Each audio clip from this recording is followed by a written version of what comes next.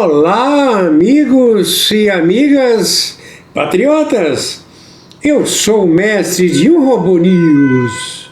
Fique conosco no nome do Senhor Jesus Cristo até o final deste conteúdo com fonte Gazeta do Povo. Hoje, dia 1º de agosto do ano de 2026. Vamos lá!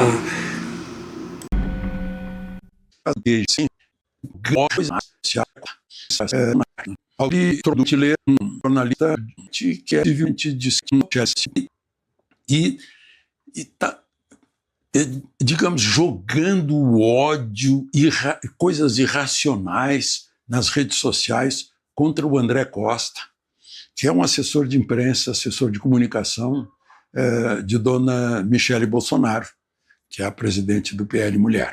Né? Porque alguém printou ele trocando gentilezas com um jornalista de um site que é visivelmente de esquerda e pró-PT.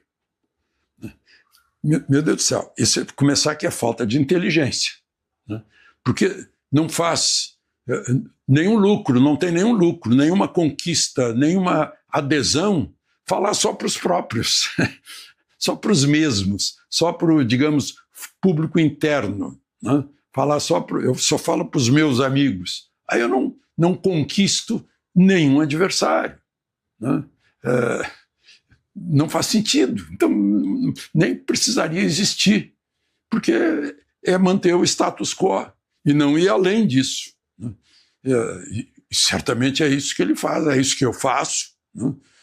Que a gente tem que estar sempre de braços abertos. Olha, quer vir para a verdade dos fatos, a razão, a racionalidade, o amor à pátria, seja bem-vindo, né? Se quiser destruir o país, bom, mas eu vou tentar convencê-lo a não destruir o país, porque o país somos nós, né? Então, eu estou registrando aqui porque eu vejo que a irracionalidade é movida por um certo dogma, um fanatismo, que a pessoa não aceita as verdades alheias, né? Ou não aceita os fatos que contrariam a sua maneira de ver o mundo. Aí não vai aprender nada, nem vai crescer, né? A gente tem que estar aberto às ideias. Eu costumo dizer aqui para vocês que os aplausos não são tão produtivos quanto a crítica, porque a crítica nos faz pensar. E os aplausos podem até nos enganar, pensando que a gente está certo e a gente vai continuar no erro, né? Bom, queria falar de outro assunto. Um assunto que eu já falei, que é de Guerra do Paraguai.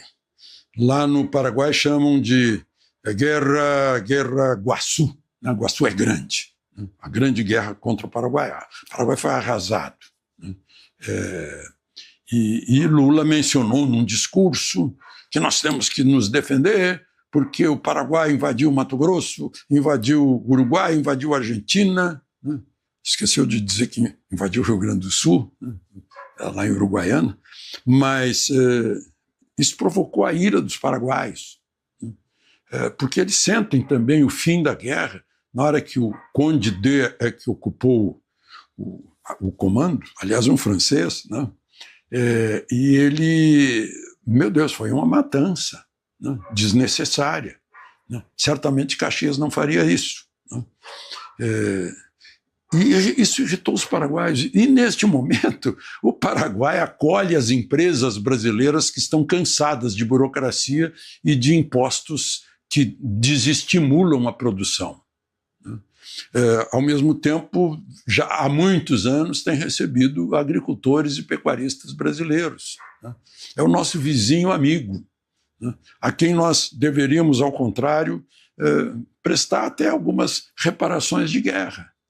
Uma delas seria a devolução de um canhão que está no museu aqui no Rio de Janeiro, né?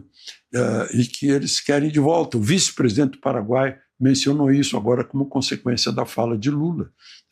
Desastrosa em política externa, né? Como está sendo a política externa brasileira hoje. Desastrosa. Eu vejo aí o Supremo respondendo diretamente com uma nota às declarações de Milei sobre Alexandre de Moraes e não Itamaraty. O Supremo deveria só falar nos autos, né? Mas tem falado fora dos autos há muito tempo. Aquela história do Supremo entrar direto, intimando empresas americanas como a Rumble, a Trump Media, né? Então, é o rumo da política brasileira mal conduzida, né? Em todos os setores, e ninguém quer desagradar o presidente. Sim, senhor presidente, né? Vamos fazer errado porque o senhor quer, né? Então, Paraguai é um grande irmão que temos aí ao lado, né? É um parceiro comercial, industrial, produtor de energia em Itaipu, né? Aliás, a parte dele está sobrando e ele vende para o Brasil, né? Poderia dizer, não vendo mais para o Brasil, né? Vou vender para a Argentina. Então, eu acho que a gente deve tratar uma política externa com mais respeito, mas hoje estamos vendo presidentes que se ofendem verbalmente, né? Lula com Trump, Trump com Lula, aí o ministro da Fazenda se mete, que é um auxiliar do presidente da República, e chama Milei de palhaço, coisas... Eu estou ouvindo coisas que eu nunca ouvi na minha vida, né, nesse momento político brasileiro. Do Rio de Janeiro, Alexandre Garcia. Grande Alexandre Garcia, nosso comentarista, colunista também da Gazeta do Povo, sempre conosco aqui no Café com a Gazeta de segunda a sexta-feira. Meus amigos, já teremos Paulo Briguet aqui nos comentários do Café. Vou acionar meu amigo Lucas Saba para a gente tratar um assunto aqui, Saba. O Caiado, ele mesmo, Ronaldo Caiado, defendendo a reforma no STF e criticando indicação de ministro por amizade. É o Ronaldo Caiado, Lucas Saba, que você já trouxe em alguns comentários aqui, que sai condecorando ministros lá no estado de Goiás, foge de perguntas, e fugiu, ficou bravo, de perguntas relacionadas a festas que ele tenha frequentado, também de cônjuges de ministros do STF. É o mesmo, tá fazendo crítica agora. O que será que aconteceu, Saba? Sabe uma coisa que é importante a gente ficar de olho? Quem os governadores que se dizem candidatos, Zema, Caiado, indicaram para o Tribunal de Contas do seu estado? Que é a mesma coisa que o STF, só que uma questão um pouquinho diferente a nível não da União, mas estatal. É só ver isso. Ele indicou alguém de carreira para o Tribunal de Contas do estado dele? Essa é a primeira pergunta a ser feita. Isso é um ponto. Outro ponto, me parece ser unânime isso entre os candidatos. O Renan Santos, Caiado, Zema, Flávio, quem mais tem? Exceto Lula, que acha que isso está normal, que o STF, como se diz no popular, tá voando baixo, tá jogando fino da bola, claro, tirou seu principal adversário da eleição, quem não acharia isso no lugar do Lula, não é mesmo? Então, agora, do contrário, é um assunto unânime, que precisa de uma reforma no STF, que precisa ter um critério técnico para indicação, etc. A questão é, falar isso em agosto, com uma eleição em outubro, onde que ele estava em 2019, quando foi aberto o inquérito do fim do mundo das fake news, que perseguiu adversários políticos da esquerda na eleição de 20, 22, 24, e essa já é a quarta eleição. Onde ele estava? Porque é fácil. Sabe, Gui, ontem eu estava refletindo sobre essa questão do quanto o silêncio desses governadores impulsionou o desmando para o STF, porque antes era só o Bolsonaro, gritava sozinho. Sabe aquela cena que tem o Bolsonaro, ainda como deputado, aquela imagem viralizou, que é ele discursando na Câmara, a Câmara sozinha e só ele ali? É mais ou menos isso. Ele encabeçou uma luta contra o STF sozinho. O Tarcísio foi entrar nessa briga depois de muito tempo. E olha que foi apadrinhado por ele na política. Imagina o Zema e o Caiado, que não devem nada pro Bolsonaro. Que o Caiado entrou na política muito antes do Bolsonaro. Então, quer dizer, não ajudou em nada. Só que o problema é, quando você não ajuda, você acaba contribuindo com o outro lado, a criar esse monstro. E aí, nós temos tudo isso que aconteceu graças ao silêncio, porque eu tenho certeza, se enquanto o Bolsonaro fosse presidente, se Cláudio Castro, Jorginho Melo, Tarcísio, Zema, Caiado, o próprio Ibanez no Distrito Federal, todo mundo que se diz direita, centro-direita, ou que se diz até de centro, os governadores do Mato Grosso do Sul, tivessem encampado essa luta contra o STF, pedindo que o STF ficasse dentro da Constituição, dentro do seu quadrado, a gente não estava em 2026 falando isso. Agora, deixaram um cara só falando sozinho, aí o STF foi ganhando força, E outra, o STF tem um aliado importantíssimo, que é a esquerda. Quem que o Bolsonaro teve ali, além dos seus deputados e senadores, do seu bloco eleitoral? Mais ninguém. Agora, imagina de 27 governadores, 7, 8, 10 assinando um manifesto contra o STF, indo a Brasília, pedindo uma reunião com o presidente da Suprema Corte. Será que hoje a gente estava nisso? Não sei, é difícil fazer qualquer tipo de futurologia, mas que o tom teria subido e possivelmente haveria algum recuo ou alguma parte, isso eu acho que sim. Agora, não fizeram nada, se calaram, agora vem na eleição. É lindo falar agora na eleição. Na eleição é muito bonito. E depois? E depois da eleição? Passou a eleição. Caiado não foi pro segundo turno. Ali, 4 de outubro, fecha as urnas, segundo turno. Lula e Flávio, ótimo. Dia 4 de outubro. Dia 10, o Moraes manda prender a Débora do Batom de novo. Vocês acham que o Caiado vai falar alguma frase disso? Sinceramente. Por tudo que vocês acompanharam do ex-governador de Goiás. Não, ele não falou. Ele nunca falou. Então, essa que é a questão, Guilherme Oliveira. Esse que é o problema. O silêncio, não digo nem dos bons, mas o silêncio de muitos alavancou o STF para isso que eles são hoje.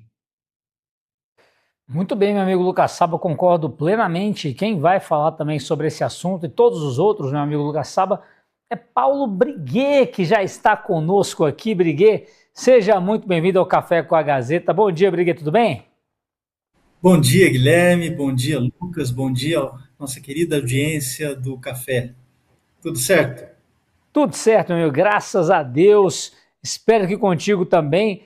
Agora, com o Caiado, eu não sei se as coisas estão muito certas, viu, Briguet? Porque é o seguinte, o Lucas vinha falando aqui sobre o que o Caiado falou e deixou de falar durante essa pré-campanha, agora campanha de forma oficial, e a gente tem falado nos últimos dias, Briguet, sobre a própria oficialização do Caiado, onde ele trouxe comparações bizarras, né, falando que Flávio seria um frango de granja e ele um galo de terreiro, e quando a situação aperta, o Flávio chama o papai, né, quer dizer, falando sobre situações onde ele poderia muito bem utilizar o tempo dele ali para falar, tecer críticas ao Lula, falar da questão da segurança pública, da própria gestão do Lula nos últimos 4 anos, mas não, ele decidiu optar por falar mal do Flávio Bolsonaro. E sobre o STF é a mesma coisa. Ele defende toda uma reforma no Supremo Tribunal Federal, mas durante esse último mandato fez condecorações a ministros da Suprema Corte. Quer dizer, quem é esse Caiado? Por mais que não exista a terceira via, como você tem repetido aqui, Briguet, eu acho que isso tá mais do que claro, né, que essa terceira via se perdeu em alguma rua. Caiado não demonstrou, ou pelo menos não mostrou a que veio, né? Então, esse é o desespero do candidato Nanico, Guilherme. O candidato Nanico, aquele candidato que não de um dígito nas eleições, esses candidatos, que são vários, né, estão em desespero. Eles todos estão em desespero, tentando sair da irrelevância na campanha. E aí eles precisam fazer o quê? Criar fatos ou factoides. Entende? às vezes algum chavata, né? alguma frase de efeito, se agarrar a alguma causa que possa tirá-los da irrelevância. Isso é muito difícil e eles estão falhando miseravelmente. Todos eles. Todos os candidatos nanicos estão falhando miseravelmente na sua tentativa de sair da irrelevância. Eu digo isso, eu não estou dizendo isso prazer nenhum. Eu me lembro das eleições de 1989. Não sei se você se lembra, é que você é muito jovem, mas eu me lembro perfeitamente das eleições de 1989. Havia 20 candidatos. Inclusive o Caiado. Caiado era candidato na época, foi um dos candidatos, tal, e participou dos debates, tal. Foi quando ele apareceu no cenário nacional, né? E naquela eleição havia vários candidatos competitivos. Tá? Tinha o Lula, o Collor, que acabou ganhando as eleições, que ficou quase empatado com o Lula no primeiro turno, o Covas, o Maluf, Aureliano Chaves, Ulisses Guimarães, Roberto Freire e o Caiado. O Afif Domingos também estava nessa eleição. Eram muitos candidatos, tá? E realmente havia ali uma disputa. Depois de muitos anos, né, sem presidente, o Brasil teve uma eleição atormentada, uma eleição cheia de emoções e tudo isso. Agora, o quadro é totalmente diferente. 37 anos depois, o quadro é totalmente diferente. O que nós temos é uma eleição polarizada. É Lula ou é Flávio. Se você nulo ou se abstiver, você estará votando no Lula, você estará votando no atual presidente. Então essa é a questão que se coloca. E o Caiado fica tentando então lançar, se agarrar a algum tema, né? Esse tema do STF para o Caiado é assim muito complicado, vamos dizer, para dizer o mínimo, né? Porque veja bem, o Caiado jamais falou o que é preciso fazer em relação ao STF hoje. Qual deveria ser a prioridade dos senadores hoje, diante de tudo que aconteceu? O impeachment do ministro Alexandre de Moraes. O impeachment do Moraes deveria ser a prioridade do Senado Federal. E qual é a posição do Caiado em relação ao impeachment do Moraes? Veja bem, muito pelo contrário. Eu me lembro até de uma entrevista que estavam lá os 3 possíveis candidatos do PSD à presidência, na época eram o Caiado, o Ratinho e o... Estavam lá os 3, né? E o presidente do PSD, o Kassab, né? E eu me lembro das respostas o Caiado fazendo uma espécie de malabarismo verbal para dizer, olha, veja bem, quando perguntaram diretamente a ele se o ministro Alexandre de Moraes tinha que sofrer impeachment. Então ele inventando as piruetas verbais, né, assim, mais escandalosas, assim, né, as piruetas verbais mais flexíveis para tentar justificar o fato de que ele não quer falar no assunto. O impeachment do Moraes é um não assunto para o Caiado.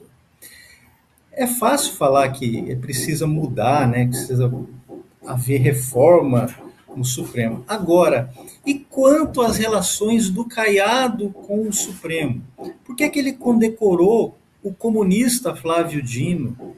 O Caiado, que se diz um defensor da propriedade privada, do livre mercado, né, que se diz um candidato de direita, porque ele condecorou o comunista Flávio Dino, amigo do Lula, porque ele foi à festa do Gilmar Mendes, como bem perguntou aqui o Flávio Morgenstern, vocês estão lembrados, né?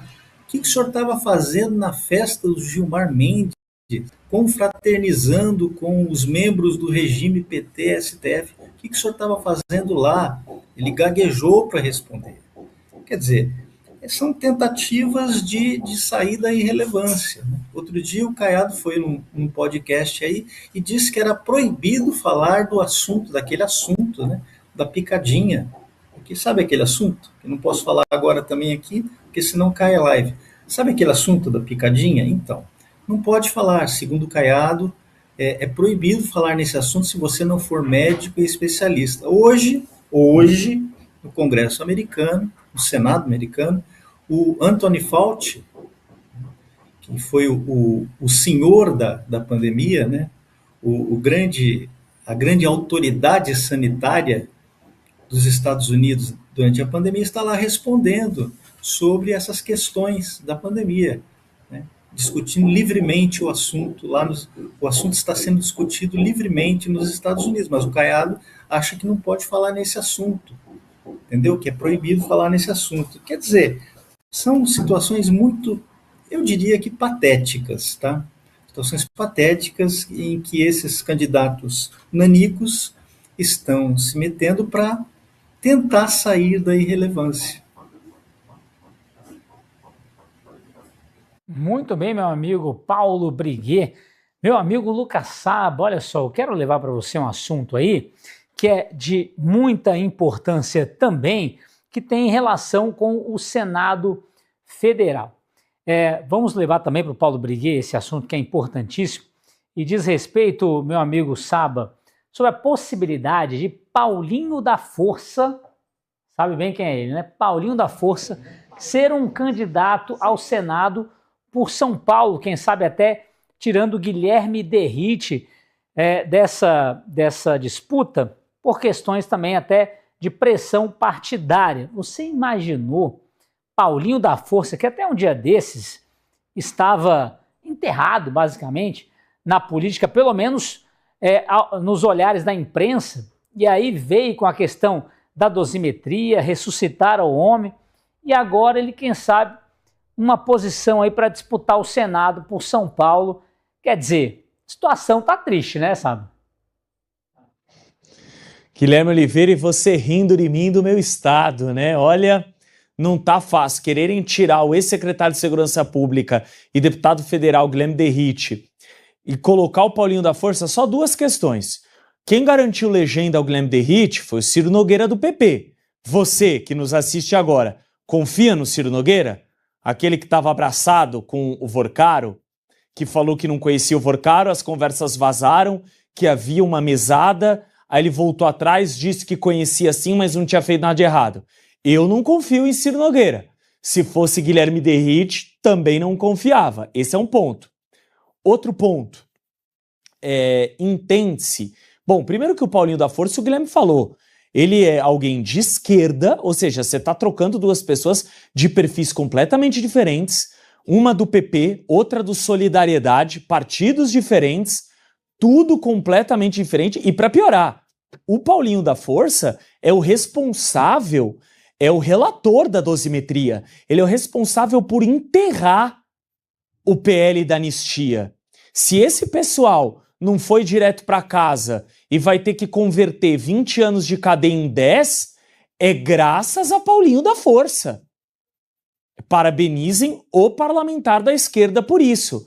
Criou-se uma narrativa, Guilherme, de que, o Derrite, por ser ex-tenente das rondas ostensivas Tobias de Aguiar, da Rota, não tem muito entrada na periferia de São Paulo, o Paulinho da Força teria, etc. Vamos colocar aqui, nós temos pesquisa do Senado, vamos colocar para a gente dar uma olhada nos números em relação a isso, porque um assunto tem a ver com o outro sobre essa questão, e a gente já pode até ver como tem pontuado o deputado Guilherme Derrite. Bom, nós não temos do Senado, então vamos fazer o seguinte, vamos colocar do governo de São Paulo, depois a gente volta, porque a Gazeta publicou a do Senado, enquanto a gente levanta essa questão. Vamos ver. Olha lá, na pesquisa espontânea, 74%, ou seja, que não fala o nome de ninguém. E aí você tem que escolher, sem falar ninguém, ó, eleição amanhã, em quem que você vota? Sem nome nenhum. 74% está indeciso. 17% foi no Tarcísio, 7% no Haddad, nenhum, 0% no Kim, outro 0%, branco nulo 2%, e a pesquisa da Genial Quest, mais de 1.650 pessoas foram entrevistadas, margem de erro é 2%, nível de confiança 95%, e o período de 23 a 27 de julho está aí o registro no TSE aqui de São Paulo. Temos também simulações de segundo turno dessa questão. Olha lá, antes disso, agora o cenário estimulado. Ó, tem o candidato Tarcísio, Haddad, eles vão falando o nome. Tarcísio salta para 41, Haddad 26, também muito polarizado, e os outros candidatos estão praticamente ali dentro da margem de erro, pontuando entre 0 a 5. Então, Vera Lúcia tem 3, do PSTU, Carlos Machado, do PCB, 1, Vivian Mendes, 1 do UP. Branco nulo não vai votar, 15, indecisos 13. Há agora uma questão envolvendo os debates aqui em São Paulo, porque não se sabe se teremos apenas 2, Tarcísio ou Haddad, ou se os outros candidatos também serão chamados. Aí tem uma questão de representatividade na Câmara e no Senado, e também como esses outros candidatos vêm pontuando na pesquisa. Tanto o PSTU quanto o P não tem representatividade nas câmaras e tem pontuado também muito mal nas pesquisas. Vamos ver agora outro cenário aqui de segundo turno. Tarcísio, 48, Haddad, 32, então ali bem longe da margem de erro. Estamos falando de 16 pontos percentuais para mais para o atual governador. Branco nulo não vai votar, 11, indecisos 9. Bom, Guilherme Oliveira, a produção está separando aqui para a gente o trecho da pesquisa ao Senado, tá? E aí a gente vai colocar para ilustrar essa briga, porque diferente do governo que eu acabei de mostrar, o Senado tem um cenário bem nebuloso, Gui. Nós temos ali Simone Tebet e Marina na frente, mas aí o Derrite está empatado com a Marina dentro da margem de erro. O Salles tem pontuado mais. Por fora corre André do Prado. Então a briga, que parece ser simples ao Palácio dos Bandeirantes, ao Senado é muito mais complexo, Gui. Pois é, meu amigo Lucas Saba, números animadores para o Tarcísio, para a campanha do Tarcísio, e para o palanque que Tarcísio também vai acabar cedendo para o Flávio Bolsonaro no estado de São Paulo. A gente sabe muito bem que a indicação do Haddad para a tentativa de assumir o governo de São Paulo pelo PT foi exatamente para dar um espaço para o Lula. O próprio Partido dos Trabalhadores não acredita de forma alguma que Haddad vá passar muito dessa porcentagem, até pelos feitos, né? Ou pelas coisas que deixou de fazer enquanto ministro da Fazenda, ou mesmo dentro de São Paulo, enquanto prefeito, e qualquer outra situação que Haddad acabou assumindo não mostrou de fato a que veio. Também teve o fato de ministro da Educação, que foi péssimo ministro, inclusive, mas levando para você, meu amigo Paulo Briguet, acho que os números retratam um pouco do que a gente já imaginava em relação à campanha de Tarcísio e de Haddad. Fica o espaço ali para o Lula, mas também Tarcísio poderá ceder aí um ótimo palanque ao Flávio Bolsonaro em São Paulo. E aí, antes do próprio Lucas Saba mostrar a questão do Senado, eu gostaria também de trazer essa leitura para você, previamente, meu amigo Briguet, a liderança de Simone Tebet e Marina Silva e a possibilidade, quem sabe, de Paulinho da Força. Olha, é o inferno na terra mesmo, meu amigo Briguet.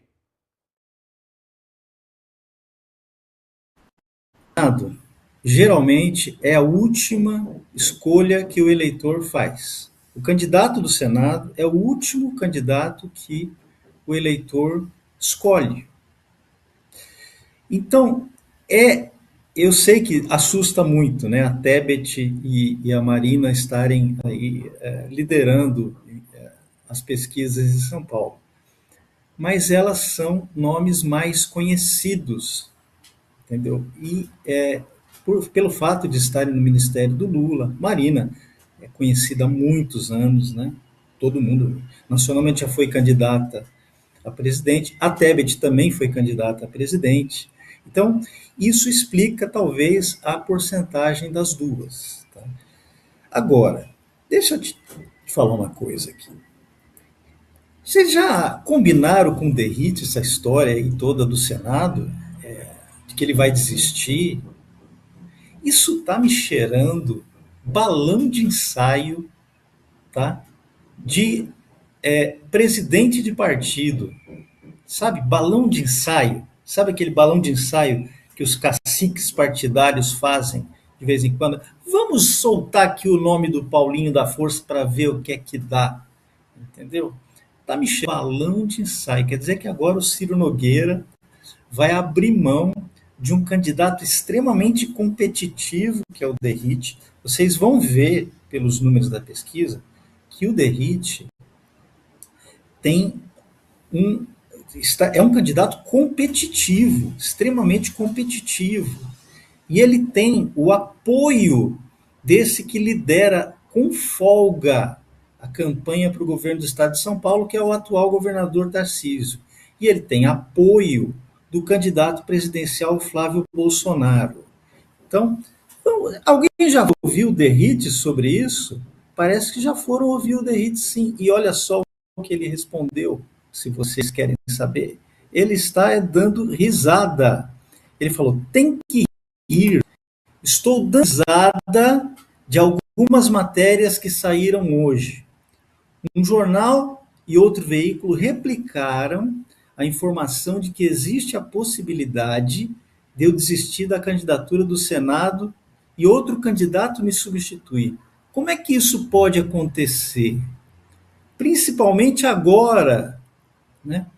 Eu já fui oficializado na convenção da semana passada com a presença e o apoio do governador Tarcísio, com a presença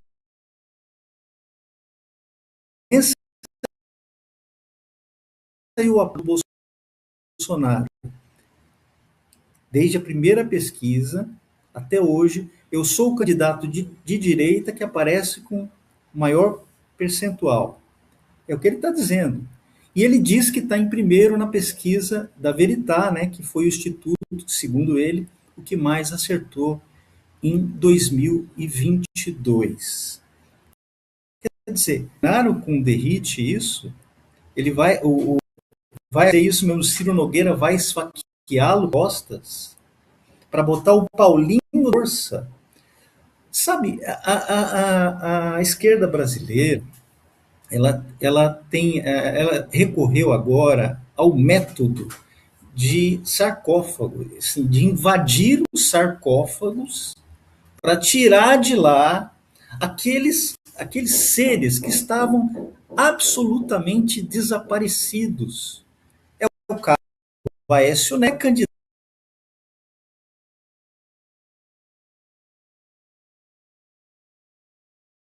também.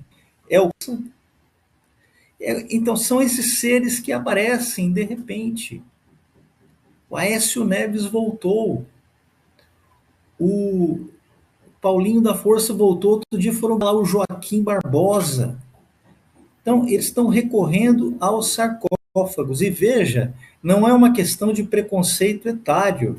Porque o Aécio Neves, por exemplo, é um candidato jovem até. Se você comparar com o Esperidião Amin, por exemplo, que é candidato ao Senado de Santa Catarina, né, que tem mais de 80 anos, mas é um candidato ativo, né, um personagem ativo da política brasileira, né, que tem relevância. Então não é uma questão de preconceito etário, não. É o sarcófago das irrelevâncias, dessas figuras irrelevantes politicamente, como Paulinho da Força, como Aécio Neves. Agora lembrei, aqui no Paraná, sabe o que a esquerda está fazendo? Foi a sarcófago e convocou o Álvaro Dias. O Álvaro Dias, que foi o grande responsável pela escolha do Fachin. Vocês estão lembrados que o Fachin foi escolhido? E o Álvaro Dias, então senador, fez uma campanha para que votasse no Fachin. Naquela época, a Dilma já estava balançando o Fachin, podia o risco de não ter nome aprovado, e o Álvaro Dias resolveu fazer essa campanha pelo Fachin. E o resultado é esse que nós estamos. O Fachin foi o cara que tornou o Lula por uma razão de CEP. Então, essas pessoas que vêm aí dos sarcófagos, né, estão voltando, porque a esquerda não se renova. O caso da Marina Silva também, né, é outra que saiu do sarcófago, que aparece nas eleições, né? Ela aparece de repente nas eleições. Seres, né, que parece que eles estão assim, em hibernação durante muito tempo, e nas eleições eles voltam, eles aparecem de novo. E é o caso do Paulinho da Força, né? Trocar uma liderança como Guilherme, que foi um dos melhores secretários de segurança da história de São Paulo, trocar uma liderança jovem e dinâmica como o Guilherme Derrite pelo Paulinho da Força, o cara que enterrou a anistia, tá? Se hoje os reféns do 8 de janeiro continuam presos, continuam tendo suas vidas destruídas pelo Alexandre de Moraes, a culpa é do Paulinho da Força, que enterrou o projeto da anistia, que transformou depois em dosimetria e que hoje está lá, barrado pelo Alexandre de Moraes. Um tipo de reação da Força, Écio Neves, que é outro. Então, realmente é uma piada isso que está acontecendo em São Paulo. Realmente uma grande piada. Amigo Paulo Briguet, nós vamos levar, é claro, esses e outros assuntos para São Paulo com o Lucas Sabo, porque temos entrevistado por aí, né, meu amigo? Chegamos ao final desta edição. Muito obrigado pela sua audiência. Eu sou o mestre de um Robô News. As últimas notícias na palma da sua mão. Que Deus, no nome do Senhor Jesus Cristo, abençoe você, sua família e o Brasil. Aproveitando essa oportunidade, eu quero realizar um convite para todos os amigos e amigas patriotas para visitar a descrição desse conteúdo da Gazeta do Povo. E quando acontecer a visita, então os amigos e amigas patriotas poderão verificar vários links de produtos do Mercado Livre e também links do Shopee, e tem um curso de mestre de obras Udemy. Hoje, dia 1º de agosto do ano de 2026. Atenção! Até a próxima edição!